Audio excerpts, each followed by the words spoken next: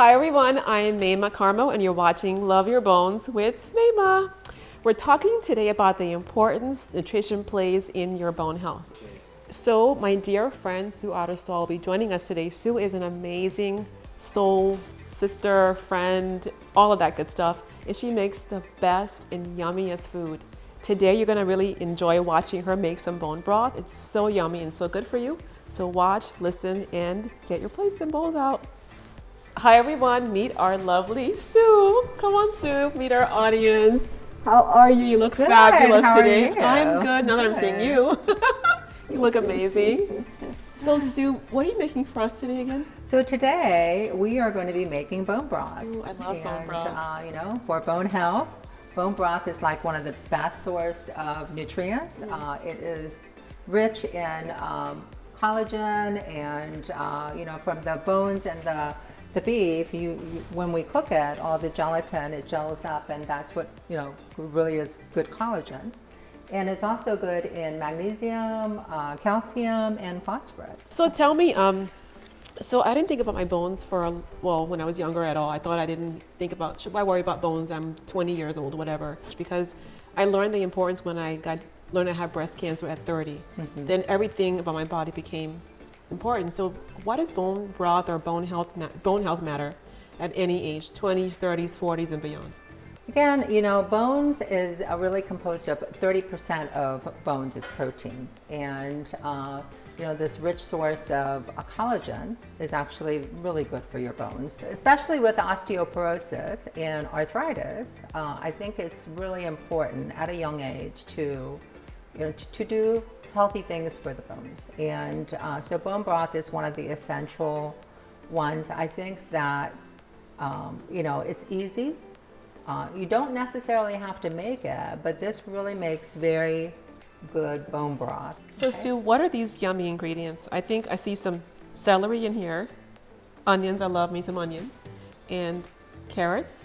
And what's here? Okay, so this is actually like a really good base for making bone broth. And there are a couple of different ways to actually make bone broth. You can do it if you don't have an Instant Pot, this is just one of the Instant Pots out there, you can actually just cook it in a regular stock pot and cook it overnight. It would take about 12 hours to do that. Today we are going to do a quicker version, which in the Instant Pot, it will take about 3 hours to cook. So as far as the ingredients go, there are a couple different ways of doing it, but the good base is having some onions, celery, and carrots. They bring in a lot of flavor. And so we're adding a few other things to bring flavor in, but most importantly, when you select bones, you want to select either organic or grass-fed, because you really don't want to bring in any additional toxins into the bone broth that you're making. So the good types of bones are beef bones and veal bones. Veal is kind of hard to get, but that actually makes the best bone broth. So you can also use chicken bones like feet, wings, back, especially if you get like a whole roasted chicken. You can take the bones from that and make bone broth as well. So you want to make sure that that's primary ingredient, and then the next to add for flavor is garlic, some peppercorn, cinnamon sticks, star anise, and bay leaves. Now, if you are cooking vegetables during the week and you have some of the scraps, wash the scraps well, and you can save them and actually use that to add to your bone broth. So, but these are the main ingredients that we're planning to use today. So what is the first step in making this yummy bone broth? Yeah, the lovely bones? We're going to start with the lovely bones. So the first thing you want to do is blanch them. And the reason for that is it actually makes a much clearer broth, and it gets all what I call it, the crud off of them. So you blanch the bones in boiling water for about 10 to 15 minutes.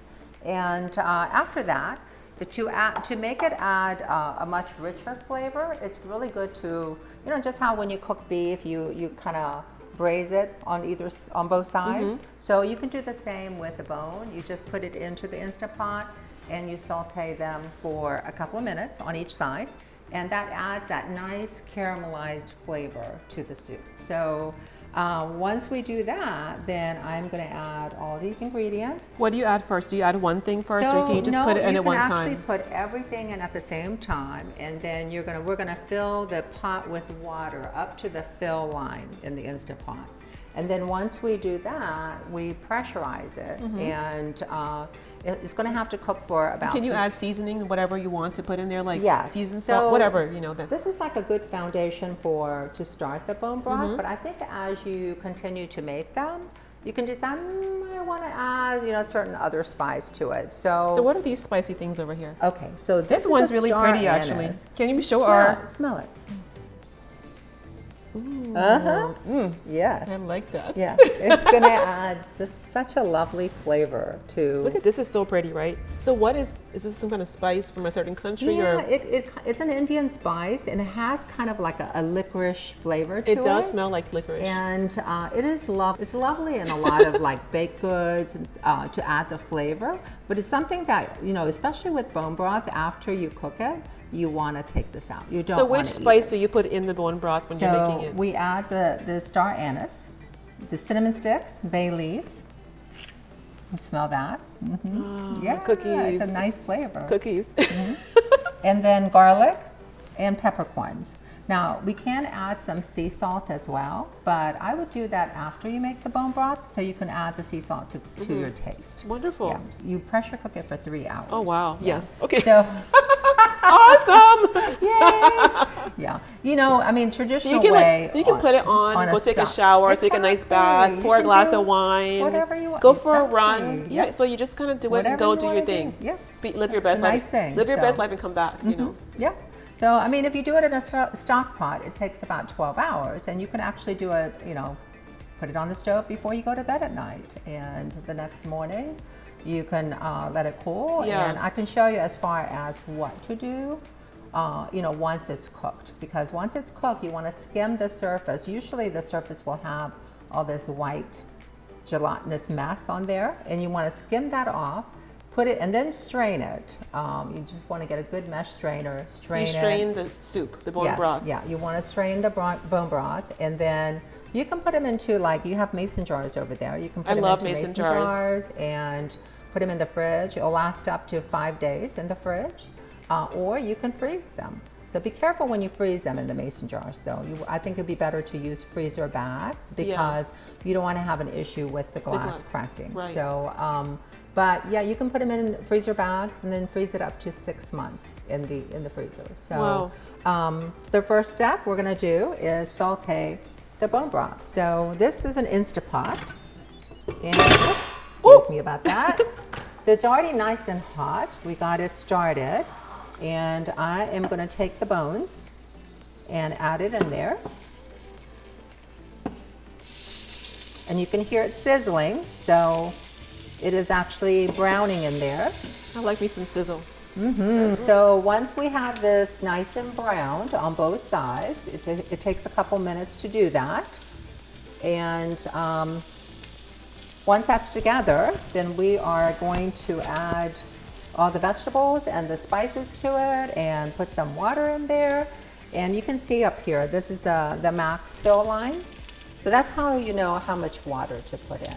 As far as the measurements of the ingredients, really just, it's about four carrots, about 4 celery sticks, and 1 medium-sized onion will be good, and then about 4 cloves of garlic, and as far as peppercorns, it's just a handful, usually about a teaspoon would be good. How many people can this size of meal, well, this preparation of feed rather? So that's as far as if you're going to use all the bone broth to make soup, it's probably this is going to be enough to do that. But if it's just for one person, it'll last them a week. Yeah. Especially if you're drinking. I would recommend drinking it twice a day. So, and you can have it as a tea. Just put it in a mug and just sip it. So anybody can drink this anytime. Yeah. So one of the things I learned after going through my cancer diagnosis was about the importance of bone health. And so can somebody going through, cancer treatment like breast cancer drink this as well? Yes, absolutely. It's so beneficial for them. So, and it's nourishing. What made you interested in nutrition? And because whenever I cook with you or I eat with you, everything is natural, it's fresh, it's healthy, and it's good. So like, what made you interested in nutrition and got you involved in all this yummy deliciousness? Well, I raised 4 kids, and I think that it started in my early 50s, and I think one of the biggest things was I wanted to be accountable for my own health, and I really didn't want to be a burden for my kids as I get older. So, and I also really wanted to have the flexibility and the strength and the health, and I think health is really our wealth.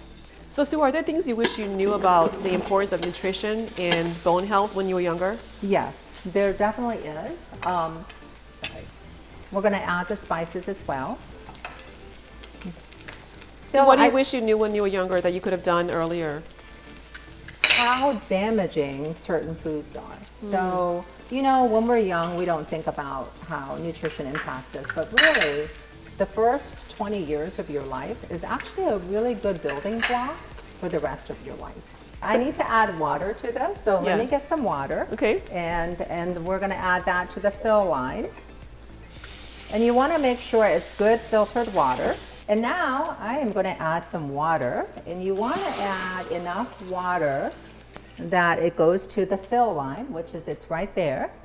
And then once you add all the water, you take this, and then you just want to close it up, and you're going to set it for 3 hours, which is already there, and it is on. So the other thing that you want to make sure on the top is there is a vent and a seal, and you want to make sure that you select the seal because after you want to make sure that the pressure is locked into the Instant Pot, and then when the 3 hours is over, then we're going to push this to the vent to allow all the steam to escape before you open that. So, yes, I love it. So while that is simmering and getting how easy that was? Oh my God, it was so so awesome. easy. What are top 5 things someone can do to eat better for their bone health?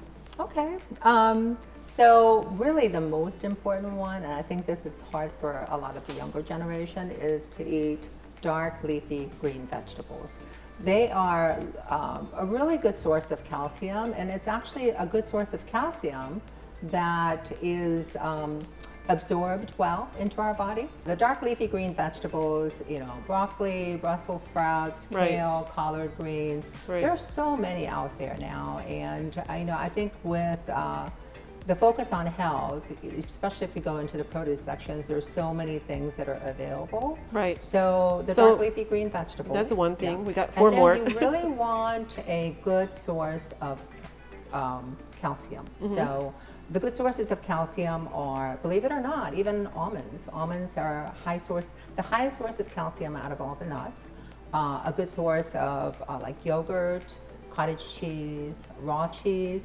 The reason I recommend raw cheese over the pasteurized cheese is actually it's very hard for our body to break down the enzymes, and raw cheese is easier for digestion. So, and now you can find that in almost any grocery store. So we have leafy greens and we have calcium. Yes. What else? Then a good source of protein. So protein is a building block. Our bones are actually made, 30% of it is protein. So you really want to have a good source of protein. So chicken, beef, fish, make sure that it's organic and grass-fed. And then you can also do a lot of nuts. And a lot of the nuts have calcium, legumes. And believe it or not, and I don't know if this may be too much, but spirulina. So spirulina is actually a green algae that is considered one of the superfoods. I love some spirulina. And it's so easy. You can put it into smoothies. You can just mix it with some water and drink it. It's also a really good source of B12. And so especially for those that are vegans or vegetarians, you really want to make sure that you're getting the B12. And B12 is best sources of B12 is, as far as in food, is beef. and eggs. And so if you're not consuming those, you want to do spirulina or take a B12 supplement. So what's that's the fifth next thing? one.